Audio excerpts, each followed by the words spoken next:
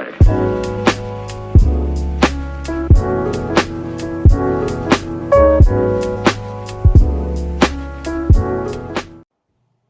Yo, what's going on, everybody? Welcome to another episode of a core podcast where we creatively optimize our longevity.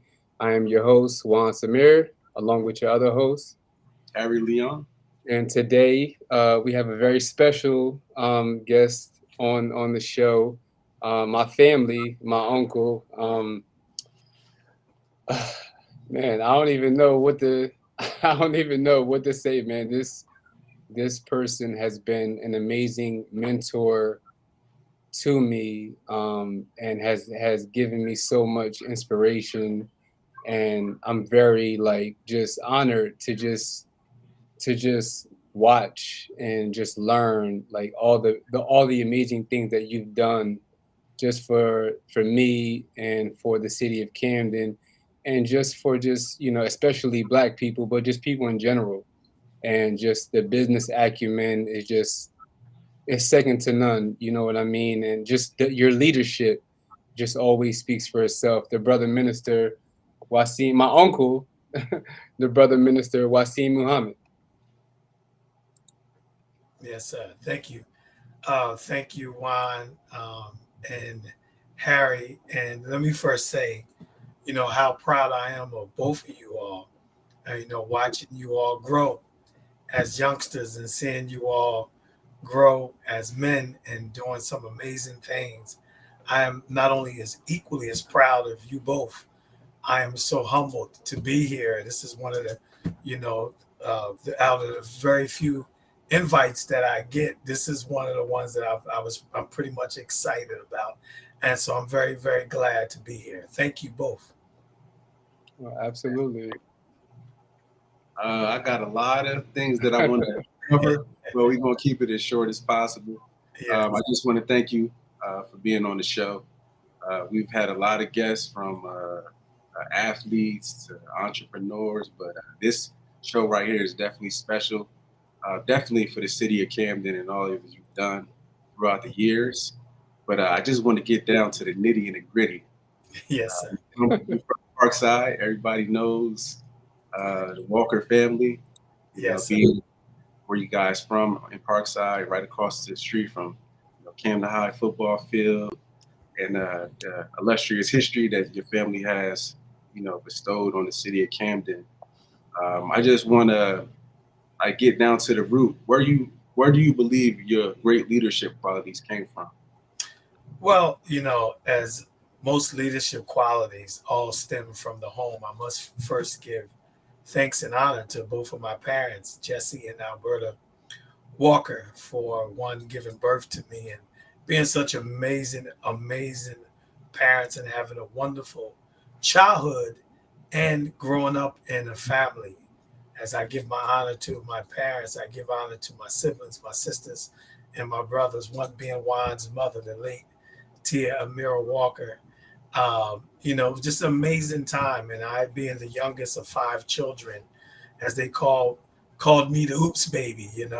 My parents thought they were done in 1966, and here it is. And here it is.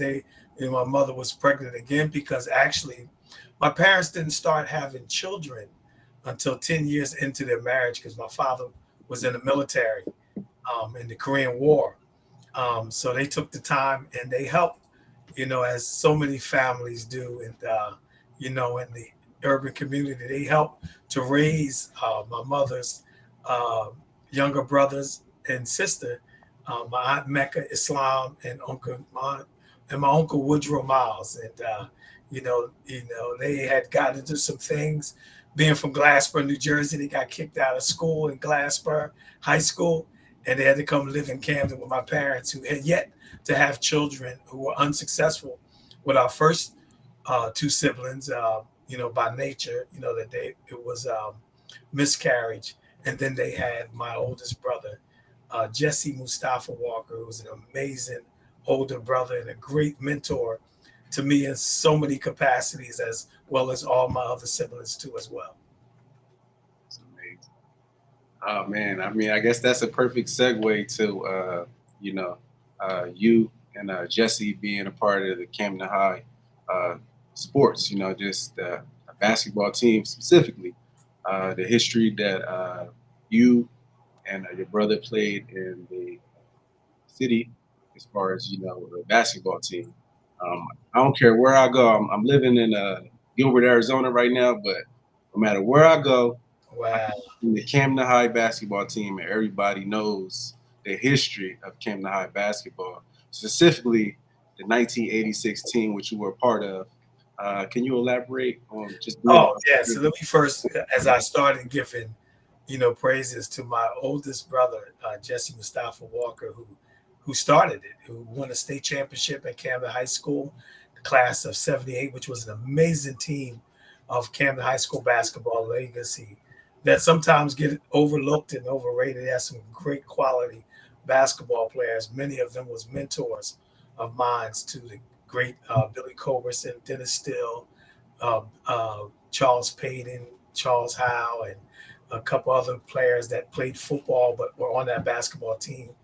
Kenny Still and Gary Whams. They were very, very special individuals to me and by raising me up.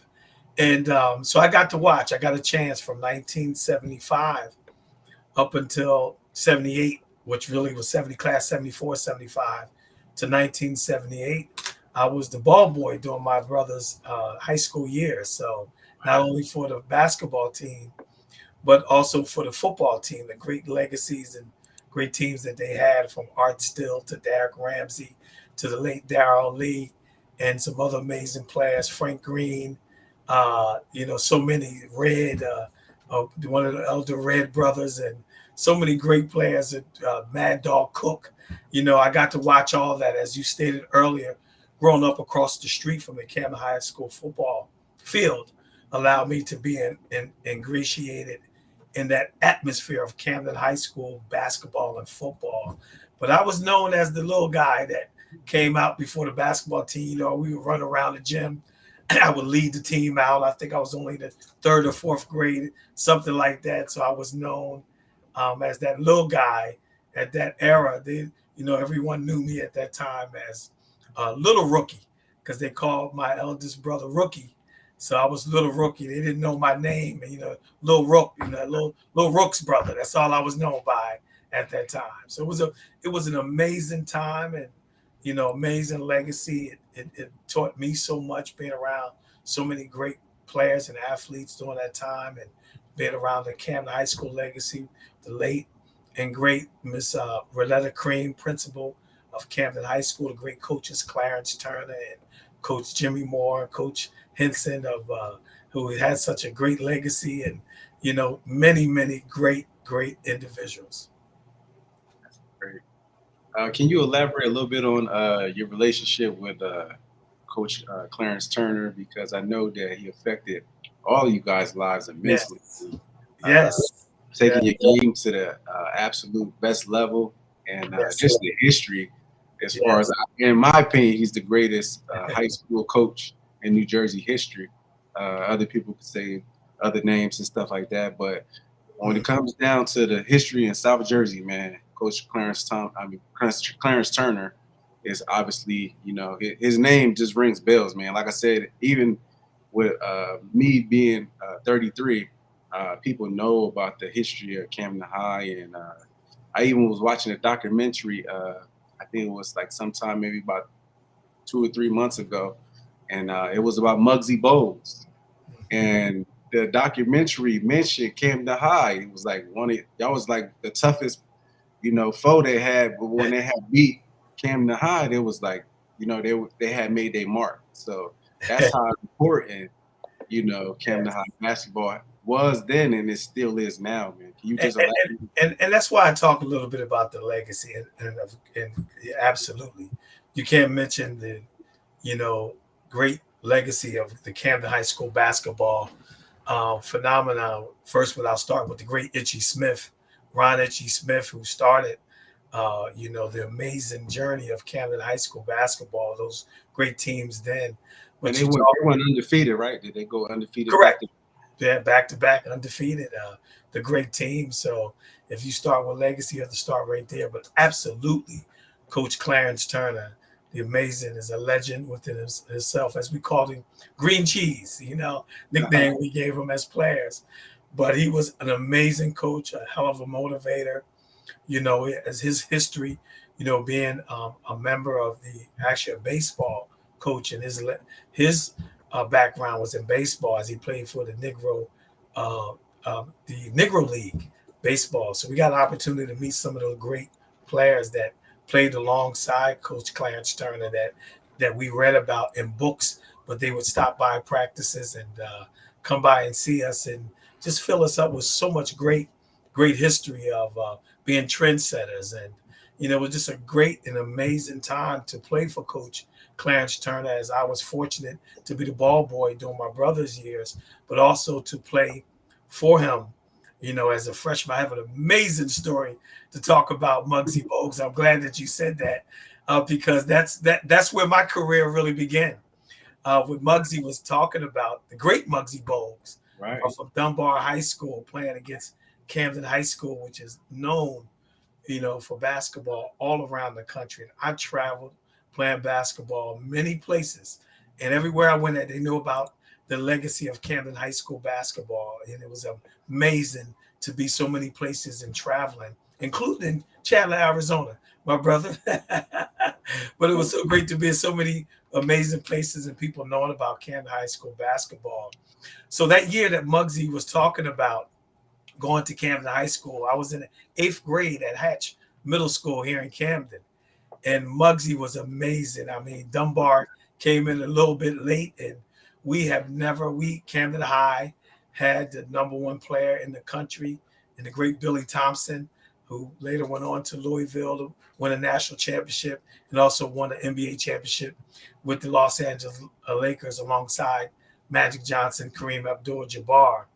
But that year I was in the 8th grade, and man, we never, the mystique of Camden High School gymnasium, coming in there, packed gym, and wall to wall. And Muggsy came in that gym, and wow, that team. But what was most impressive was the little guy, Muggsy Bogues, as they kind of laughed when they announced the starting five. But as he stated in that documentary, by halftime, people wanted his autograph, and that great team. And they actually, kind of blew Camden High School out in their own gym. We have never seen that. I mean, we took a very few L's in that gym, but never getting blown out in our own gym. And that was, probably arguably one of the most amazing high school basketball teams that turned over so many pros, where the late and great uh, Reggie Lewis came off the bench, who also played with a great Camden High School basketball player of my freshman year, Wes Fuller at Northeastern, who's the Camden High School basketball legacy. But just to tell you a quick story about that. So the next year, I'm in the 9th grade, I'm coming. Muggsy Bogues was a part of the reason as a freshman that I was on the varsity team, because, I was a little small point guard. I could handle the ball pretty well. And we were playing them again, because that was Muggsy's junior year, and Muggsy's senior year, which was my freshman year, 1983. I'm on varsity team. I didn't play a lot, but I got a chance. I started JV, junior varsity, and that meant something at Camden High, especially during that era of Camden High School basketball. So that week, we're playing, and I'm in rotation, ready. I'm ready to go up against Muggsy Bogues and great Dunbar team. I'm ready. I'm ready to go. And lo and behold, if you go back and Google the Great Storm, and we were supposed to go down to Washington D.C. and Baltimore, and play them down there because they came up to Camden High School gym, and we were going to play them before NBA team at the Capitol Center, where the then Washington Bullets, now Washington Wizards, played that. We was going to play them before a professional game, two top high school teams in the country. And lo and behold, we had that great storm of 1983. I mean, it snowed so much, brother. We stayed out of school for about a week. I'm telling you, it was that much snow. But all the guys that I played with in high school, is a little inside joke at Camden High School. They said that was the best thing that ever happened to my career. of that snowstorm because they said Muggsy probably was going to take my confidence as a freshman with him being an All-American as a senior. So they said that was divine intervention, and that's where my ministry began. But nevertheless, it's such an amazing story, and I had the chance to tell Muggsy that when I was in college at New Mexico, my roommate at one time who I shared room with, a great basketball player out of Maryland by the name of Charlie Thomas, played his freshman year at Wake Forest with Muggsy, and they were all from the Maryland area.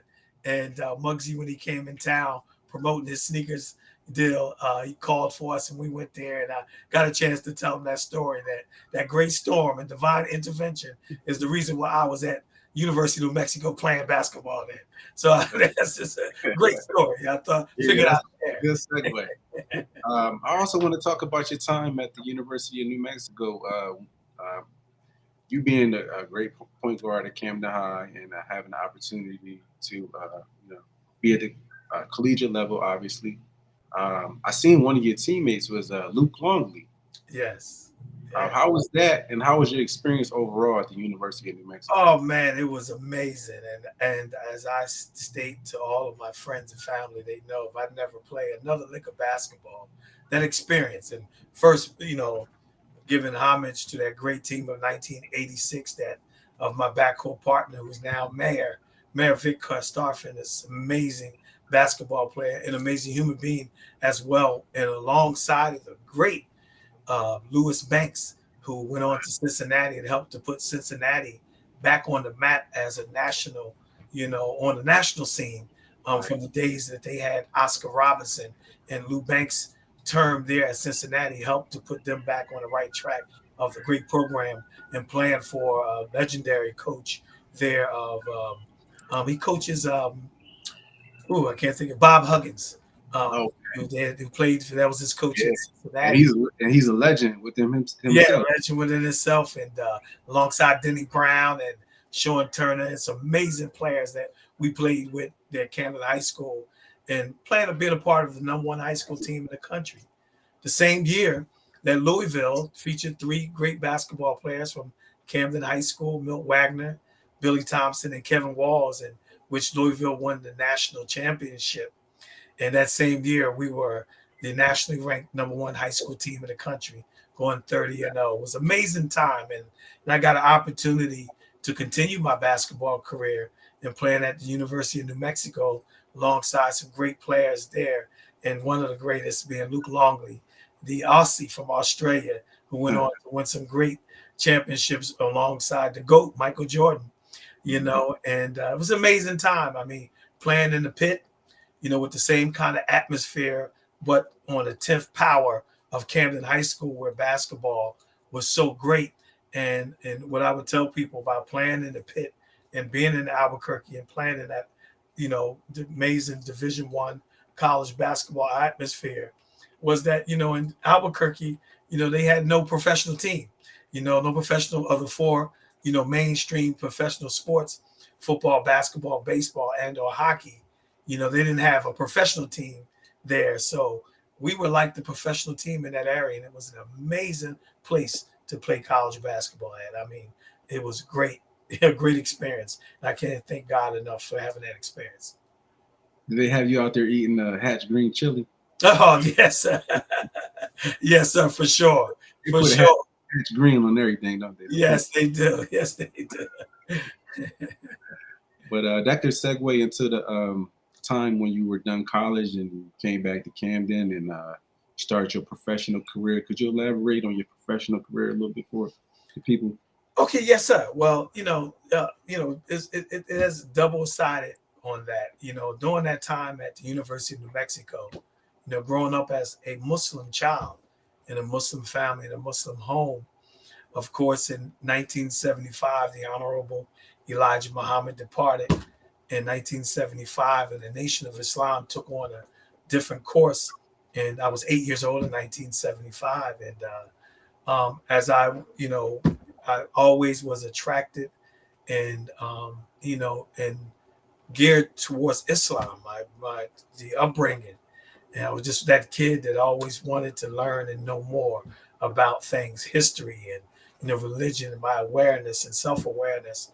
And it was during that time that I was in college that I was introduced or reintroduced to the Honorable Elijah Muhammad's book, Message to the Black Man, a book that was banned after the passing of the Honorable Elijah Muhammad in 1975, or the departure of the Honorable Elijah Muhammad in 1975. So they kind of kept that away from us as youngsters. So we knew of a very little about the Honorable Elijah Muhammad, but the books were banned and the way was banned, and they had a new spin on, you know, his historical perspective as far as Islam in North America. So it wasn't until my college years that I began to pick up the book Message to the Black Man and study the root teachings of the Nation of Islam, which is starts with the Honorable Elijah Muhammad. And I began to become more conscious and aware about myself when it came to Islam and what the Honorable Elijah Muhammad brought to the table in building up Islam in North America. So as I was becoming more aware of myself, I was becoming more aware of my people and the struggle of Black people. And so while I was there, I had great opportunities to coach and do other things, and I was, you know, getting my degree. I was married and had my daughter to my childhood sweetheart, Sister Stephanie Muhammad, who I'm fortunate to still be with today. And it was just a wonderful time for me. So as I began to become more aware and conscious, I knew I wanted to take what skills that I had, what skill set that I gained, and what education that I have gained there for being in New Mexico and being a part of that college experience. And I knew then I wanted to bring that back to my hometown and help my people. So I knew exactly what I wanted to do. Once I graduated that same year, my father had passed. The year I was graduated in 1990. So I was even more infused of going back, being alongside my mother, helping her and helping my family and returning my skills back to my town, to where I live at, helping to make my community a safe and decent place to live. So that's how I got here. And at the time, Camden, had very few industries that, at the time was going through rebuilding process of coming through the crack epidemic, coming during the crack epidemic and the crisis in urban America of companies shutting down and, coming out of the 60s of the urban, of the industrial revolution of those great industrial companies shutting down. Campbell Soup, who still has his headquarters here in Camden, had moved his plant during that time. So the jobs wasn't here, and RCA, all those great companies that were the fabric of Camden City began to close down, like so many other towns and cities in Northeastern America that produced the Industrial Revolution. Then, the one of the industries that was still around was being a public school teacher. So when I came back, I was recruited.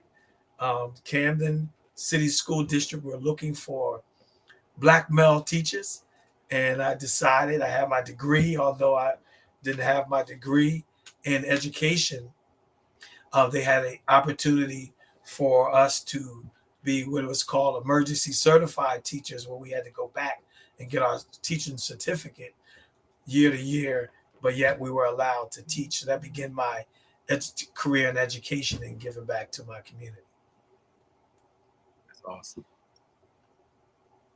I got a few questions for you. I'm not sure. I'm not sure which way to start, but I wanted to ask you, like, out of like all the things, like all the great things that you've done in the community, especially like in the Parkside area, in terms of just your school, the daycare, the basketball history, serving the community.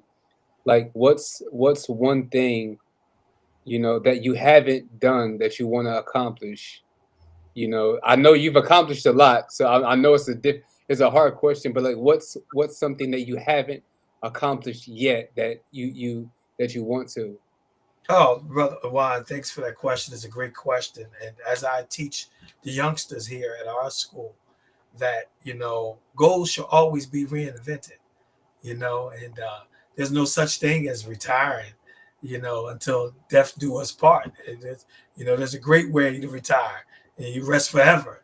You know what I mean? So there's no rest, because there's so much work we have to do in the black community, black and brown community, to help our people and help poor people to accomplish. There's so much work to do. So I can't really say, you know, what I haven't done is the goals are still, I'm still accomplishing many goals, but goals are ever recurring. I teach Hmm. young people here, and when you teach young people, you're really teaching yourself because you really gaining that knowledge out. I call it the boomerang effect. Teaching, period. Whether you're teaching young people, whether you're teaching religion, whether you're teaching in college, whether you're just teaching a family member, your children. Teaching is like a cycle. It goes out like a boomerang and it comes back in to the person who's giving it. And that's why the hardest part about being a speaker or a teacher is trying to live up to what you're speaking and teaching about. And Hmm. that's the hard part. But if you listen to what you've given out to other people, it should come back and inspire you and keep you going like a boomerang effect. Because as the Honorable Elijah Muhammad teaches us, everything everything we see in the universe moves in a circle of motion. You know what I mean? A step to sun. The earth spins in a circle of motion and it revolves around the sun in a circular motion. Atoms rotate in a circular motion. So it's something about that we can learn about science when it comes to recycling, and things keep going. So I tell them that they should have goals, daily goals, weekly goals, monthly goals, yearly goals. We call it the 5 goals, and lifetime goals. And those goals, just like a daily goal, reoccurs every day. You know, but it's like a weekly goal reoccurs every week.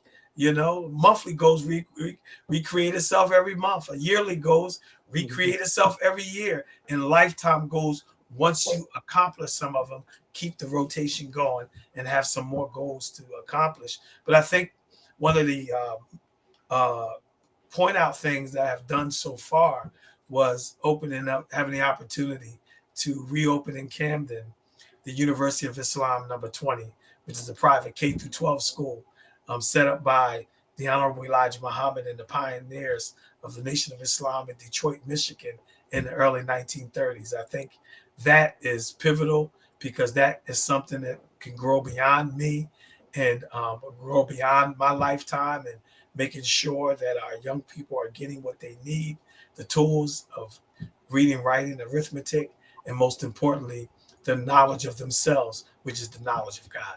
And so I don't know, where until the mission is complete, to our people have true freedom, true Hmm. justice, true equity, and that we can say that we are contributing as a group of people in this nation, or even in producing our own needs in our community, and and bringing something to the table in this what we call American dream or American table. Then the goal is going to keep recurring, and we're going to keep striving and keep going, and that's what this is all about. Well, no, that was a great answer. I'm gonna play this video real quick for our sponsors. This episode is brought to you by Anchor, podcasting made easy. Easily create your own podcast, then distribute to all major listening apps, all for free. Create and distribute your podcast for free with Anchor, a Spotify company. Record from anywhere, monetize your podcast, unlimited free hosting, one-click distribution. Okay, I wanted you touched on it a little bit when you said that when you were young. I never quite like asked you like I know you said like when you were 8 years old. What was it that originally made you convert to Islam? I know you said like it was in the family, but like was there anything specifically that like really spoke to you that made you really draw interest about learning about the religion? Well, it just I was always focused, as I stated earlier. My aunt Mecca, who gave me the name Wasim when I was a child, who named me. She joined the Nation of Islam in 1964, and my parents were what you would call sympathizers. They never joined, but they went all the time, and they took on a lot of the lifestyles of it. And Aunt Mecca, who my parents raised as helped to raise, because when she got kicked out of Glasper High School, she had to come and live with my parents um, here in Camden, and she gravitated towards Islam and joined. And but we don't say join, we say reclaimed her own in 1964. And because I was close to her and her godson, I came up believing in Islam and learning about Islam, going to the mosque and as a child and being there and, just adopting a Muslim lifestyle. And I was always conscious about Islam. And at the age of 12, 13, I believe it was 1980, is when I knew that Islam was my religion. I knew I wanted to serve Allah, and all that I wanted to do was to impact people, whether it was playing basketball or doing good. I wanted to impact people at the time, bringing them closer to Allah. It was that age that I became conscious, and I remember that time like it was yesterday. I call it my reawakening, spiritual awakening, because we have birth, we come to birth, which no one knows when the egg hits the sperm. And I'm not going to get into that debate of what is birth, and all that kind of stuff. But nevertheless, when no one knows but God Himself when we come to birth, whether we use the birth anniversary date of us coming out of our mother's womb, but there's another spiritual birth that takes place and that continues to take place. And mine's happened at the age of 12. I had that spiritual birth at that age. I was, at the time, by that time, the Nation of Islam had fell. Islam had went into the Orthodox Islam. And my parents, my father, my dad, he didn't believe in anything but himself at the time. He didn't want my mother returned to the church, and my father, just didn't believe in anything because he saw things take a turn. But nevertheless, I held firm to Islam. They didn't stop me from attending the mosque and fasting and doing all the things that Muslims do. They were pretty open parents, and we would have some debates about, the route I was taking. But my father, never stopped me from, being a Muslim. And that's what I want to do, attending the mosque and walking all the way across Camden from Parkside to Broadway, where the mosque was at. And going to Jumu'ah every Friday and Talim services on Sundays and fasting as a young man during the month of Ramadan. My father didn't bother me. He argued with me a lot about believing in that way that Islam was going, but he didn't argue with me. When I got a hold of Elijah Muhammad, he just said, now you're talking. And not knowing that a lot of things that he put in me were a lot of the ways of thinking that developed out of the birth of the Nation of Islam in North America that gave life to so much. The Honorable Elijah Muhammad's impact was not only impactful to people that joined the Nation of Islam, his impact was the impact that he had all across Black America and all throughout the world. They sold 1 million Muhammad Speaks newspapers every week, and those readers weren't all Muslims, and the Black preachers and the Black athletes and the Black Renaissance and the Black community became conscious, because before the Honorable Elijah Muhammad, Black people, you didn't consider themselves Black. They considered themselves Negro and colored and all of these names. But Elijah Muhammad helped to make it popular. And even today, you'll go into church and be a Black Christian pastor, and his name is Jamal, and all of these names. And it's the impact that the Honorable Elijah Muhammad had on the Black community, the consciousness, the music, things that came out of that. It was his impact in the 44 years of service that he gave to Black America, specifically in raising their awareness and consciousness, not only naming those ministers that he raised up and taught, from Malcolm X to Louis Farrakhan to Muhammad Ali, who was just a boxer. He had students that impacted the world, that carried his message throughout the globe. So that's when I became conscious, brother. Yeah, 12 years old. Do you think there's like a misconception about like Islam like across the country, or just like in general? Like for Absolutely. people who like are not really, like the people that don't really like know too much about it, do you think there is a misconception? Absolutely. And that's our job and our role to tie that gap. And that's why I am a student and follower of the Honorable Elijah Muhammad, because, I believe the impact that he made is the best route for our people, because it takes down the walls of religion, all religion.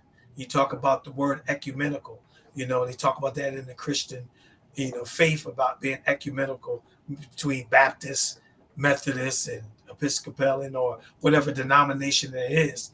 But Islam, as taught by the Honorable Elijah Muhammad, in the true meaning of the word, being across all borders, you know, bringing the oneness of God to everything, and the principles of Jesus, the principles of Abraham, the principles of Moses, the principle of Muhammad ibn Abdullah is all housed in one.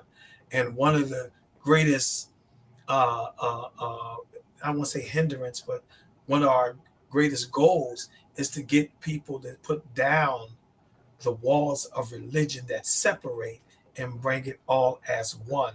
And that's what the Honorable Elijah Muhammad's teachings has done and will continue to do, is to get rid of those separations in religion that can cause unity across the human family. But it has to be unified based on truth, because the human family don't want lies no more and separation, because we've had enough with that, and religious wars and racial separation and racial wars and nationality wars have brought a world to where we at today, and on the brink of almost disaster.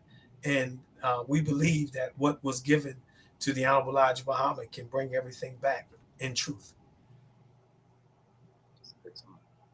Go ahead, cuz you got some more. I don't have it. I got some more things I want to talk about, but you want to go? You got some more questions, guys? No, I just want to congratulate you, because every time I'm looking up something on the city, I see your face, or I see something that you're doing with the Camden City School Board, or just being a pillar of the community. I just want to ask you personally, for the city of Camden, what do you see in the next 15 to 20 years? We've seen some beautiful things happen in the last couple of years. The brand new Camden High School facility that we have, which I had to commend everybody in the school board, man. It's a beautiful facility, absolutely beautiful facility, and just some of the smaller things that's being done in the city. I know you and others have been pillars of the community, put a lot of these things together, but it's starting to show. I definitely want to see what your projectile is for the city in the next 15 to 20 years. Oh man, thanks for that question. I can't call you Little Harry no more, Big Harry. Well, thanks for that question, my brother. It's a great question. Oh man, there's so much promise in Camden. We have a bright future. Camden is looking great. I'm so humbled to serve on the Camden City Advisory Board of Education, and also to serve as president of some amazing group of younger men and women who are amazing leaders in their own right here in the city of Camden. So it keeps me on my toes to keep growing as a leader in the community. And it means everything to me to serve on that board, because I'm not just concerned about the children in the University of Islam, and that I am the executive director of here at the Muhammad's Temple of Islam as brother minister. But I get an opportunity also to serve, people outside of the walls of this, church, mosque, temple setting, and what community is all about.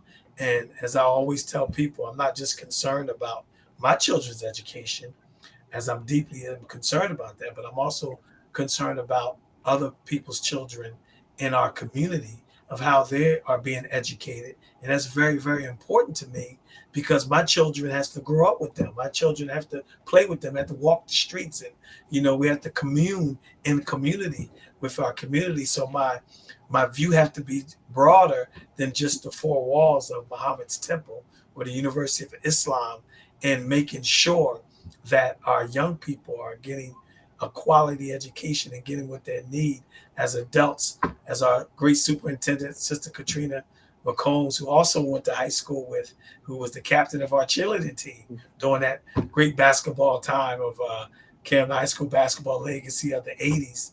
Um, and assisting her and helping her to keep the district running and making strides that is making. As we are we saying, that we have arrived? No, we just begun. There's a lot more work to do, but I think we are going in the right direction. So if I'm not concerned with the children in our community, you know, if you walk in, you and I who are in the community, we walk into the local bodega or to the corner store or to the restaurant on our block, if a young man, a young woman ain't getting educated, then they become dangerous in our society. So I'm very concerned that they can get the right tools that they need, you know, right tools that young people need of being able to read and write and comprehend and having a future, whether they're going to go to college or go and take on a skill or even go into the job market. I'm very concerned in helping to put that together and to be at the table to help set and make our community a safe and decent place to live. Because remember, if you're not at the table, you're on the menu. So I'd rather be at the table than on the menu.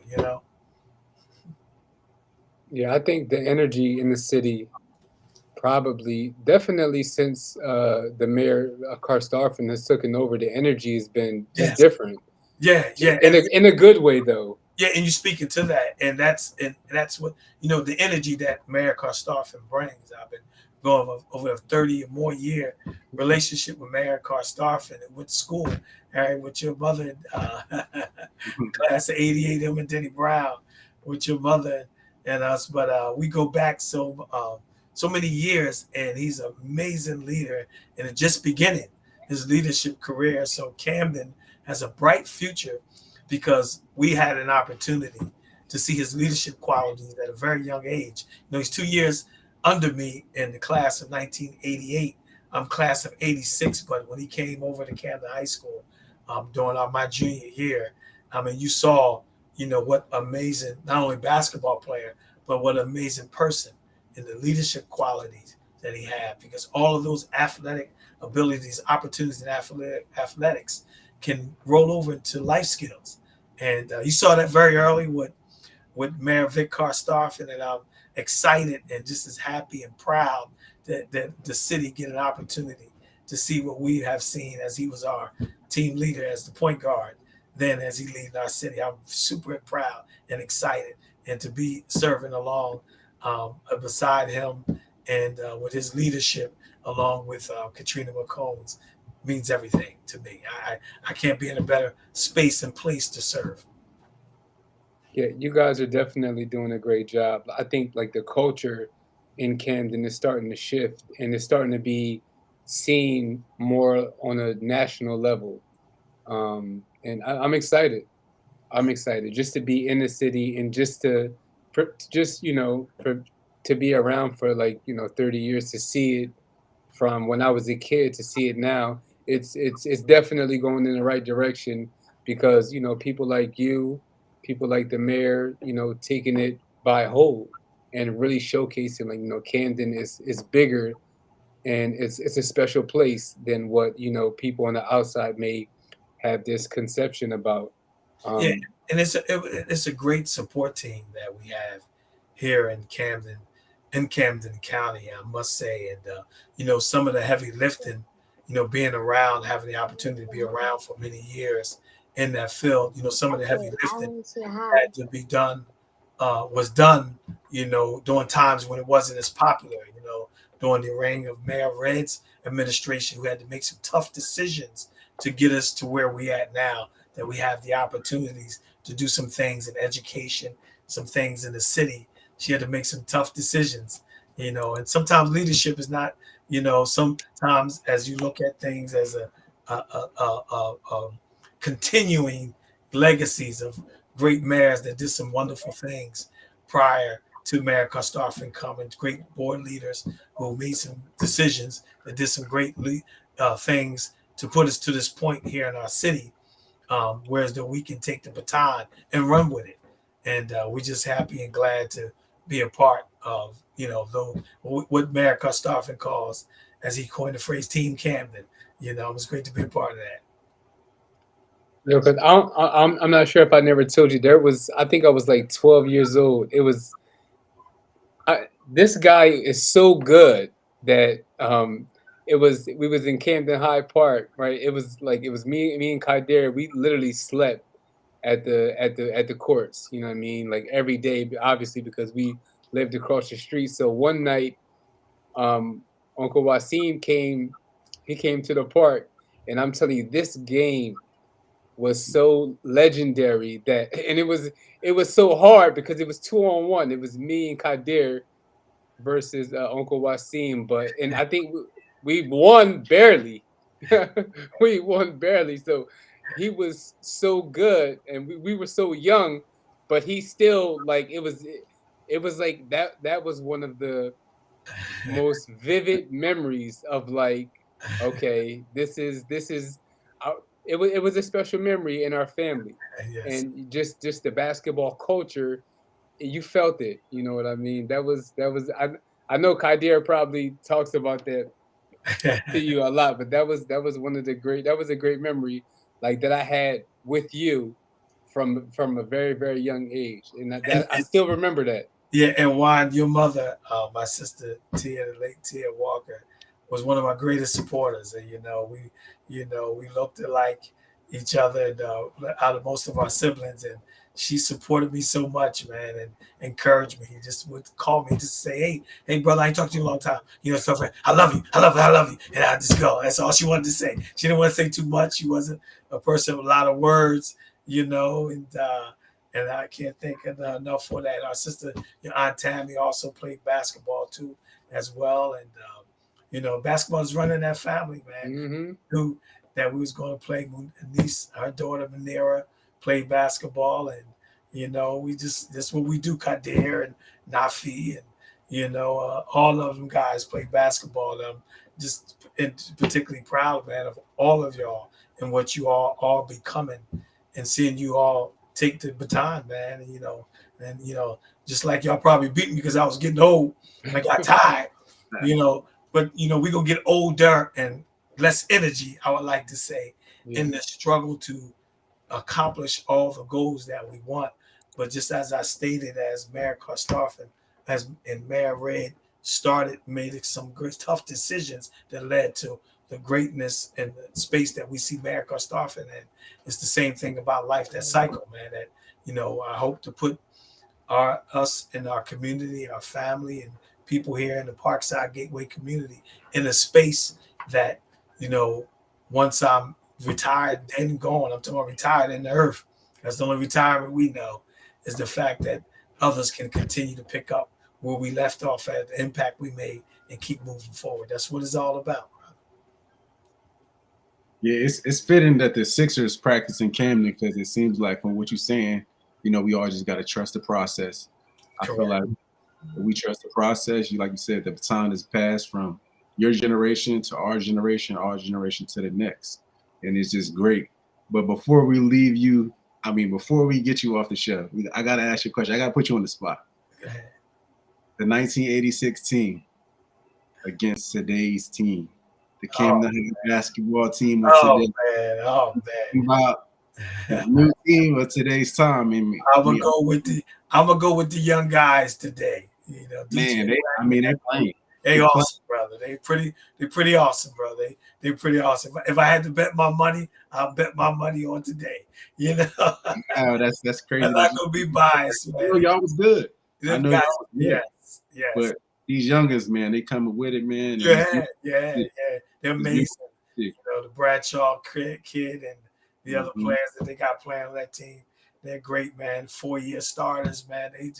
There's something special. They're a treat to watch, and I can't wait to see them this year as they tackle and try to repeat state championships. And just they're just amazing to watch. I get a joy out of watching them play and seeing the Wagner legacy of Exactly. Milton and Dewan, the GOAT of this era, his father, and see his young child DJ Wagner come and do so many, continue that legacy, and great kid, great teammates around him, great supporting cast there with him is just amazing to watch, man. Makes us proud, put our chests out. Although we were number one team in the country, if I was a betting man, I put my money on the youngsters today. Great. Um, I got the quote of the week for this week's episode. This quote is by Nelson Mandela. Um, no one is born hating another person because of the color of their skin or their background or their religion. People must learn to hate, and if they can learn to hate, they can learn to love. For love comes more naturally to the human heart than its opposite. Um, but I wanted to say thank you, Unc. Thank you for your time, man. I know you're a very, very, very busy man. I know you got a lot of stuff going on, but I just wanted to say thank you for taking the time out to be on the podcast. I appreciate you. And just thank you just for everything. You like every time I'm doing something in the community, I'm like, man, I'm just appreciative just to have somebody like that's my blood, that I can go to that is actually doing things in the community, and someone I can go to for advice, and it'll give it to me straight down the line. I always appreciate that because sometimes people always kind of just tell you what you want to hear instead of what you need to hear. But you always you give it to me raw and uncut, and always it's always through like divine wisdom. And I always just appreciate that, and I'm always every time you speak, I'm always being a student. Some things that you say, they are deep, but I'm just trying to I always make sure that I'm being a student and that I'm absorbing what I'm listening, and I'm taking it in fully, and I can use it to just become a better human being. So just want to say thank you for that. I appreciate you. Well, as we say, and all praise is due to Allah. We give that to God. Without Him and His divine intervention in my life through the Honorable Elijah Muhammad, I wouldn't be the man that I am and study the wisdom that I have to share that comes from Him, and that I'm able to guide anyone, and I'm not, that we give praises to Him, because anything that's good belongs to God, and anything that's bad belongs to we put it on ourselves. We can't give that to Him, and it's an amazing journey, Juan, and I'm going to call it little Harry, and it's an amazing journey, and I can't thank God enough for being of sound mind and being in a position to help and to continue the work of helping to make our community a safe and decent place to live. I assumed that role of leadership early. As I stated, I'm the youngest of 5 children, and my oldest brother was away playing basketball in college, and then he went and played professionally in France for some years. So I kind of assumed the role to my other siblings as that leader, as I was always enthused with Islam at the age of 12. So I was always serious about life, and I always took things a little deeper and took things into my hands, and was just that child that grew into that. And it was just a great opportunity, man. It helped to produce those leadership qualities and skills to me. And as they say, too much is given, much is required. So what was given to me, I got to pass it on and give it to young brothers like yourselves. Oh yeah, man, it's an honor. Um, we just love the fact that we had you on the show so that you could enlighten others. And if y'all listening out on the world of the broadcast, man, make sure y'all are like Brother Minister Wasim Muhammad. Give to your community, be a pillar, be an usher, help others, provide assistance where needed, because just being a fabric of your community, it can go a world of ways. Like I said, I'm already out here in Gilbert, Arizona, but you know, I'm seeing my cousin do great things. Brother Minister Muhammad, I see you doing great things. It just takes a village to raise children and a family and stuff like that. So, if y'all listening out here, um, Continue to watch us on the C.O.O.L podcast. You know the acronym. Creatively optimizing our longevity. Keep doing what y'all doing. Have a wonderful week. And like I said, thank you. Appreciate you having you on the show. And y'all continue to watch a C.O.O.L podcast. One love. All right, peace.